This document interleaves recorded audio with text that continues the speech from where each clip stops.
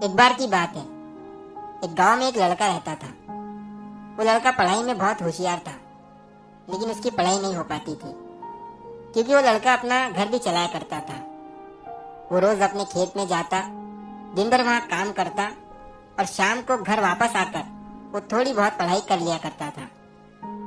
अब जब वो लड़का 12वीं क्लास में गया तो सभी गांव वालों को ये लग रहा था कि हमारे गांव से यही लड़का 12वीं में फर्स्ट आएगा, क्योंकि गांव वालों को भी पता था कि वो लड़का पढ़ाई में बहुत होशियार है।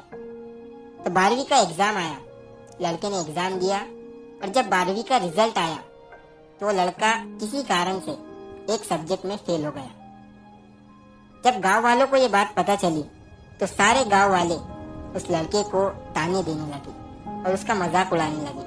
वो जब भी अपने घर से खेत की तरफ जाता तो उस रास्ते पर उसे जितने लोग मिलते वो सब उसे ताने देते रहते।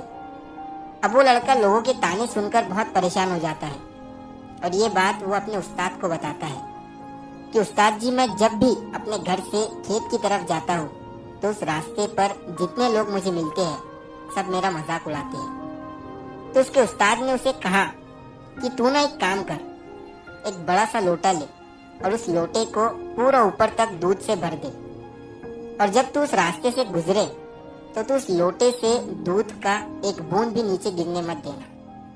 लड़के ने एक दिन वैसा ही किया।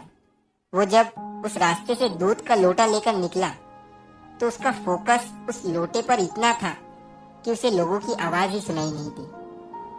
वो इतने ध्यान से उस लोटे को लेकर चल रहा था कि उस लोटे से दूध का एक भी कतरा नीचे ना गिरे।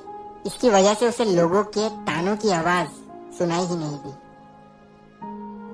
तो इस कहानी से हमें ये सीख मिलती है कि अपने काम में इतना ढल जाओ, इतना फोकस अपने काम पर लगा दो कि बाकी की चीजों का आप पर कोई असर ही ना हो। लोगों की आवाजें, लोगों के ताने आपको सुनाई ही ना दे।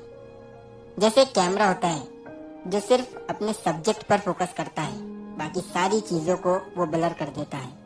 तो बस आपको भी उसी तरह अपने काम पर, अपने टारगेट पर फोकस करना है, बाकी चीजें तो अपने आप ही ब्लर हो जाएंगी।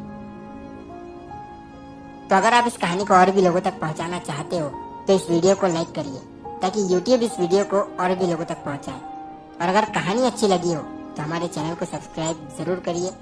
मिलता हूँ मैं अगली बार इसी तरह की कहानी के साथ। तो सब्र करो, शुक्र करो और जिंदगी में आगे बढ़ो।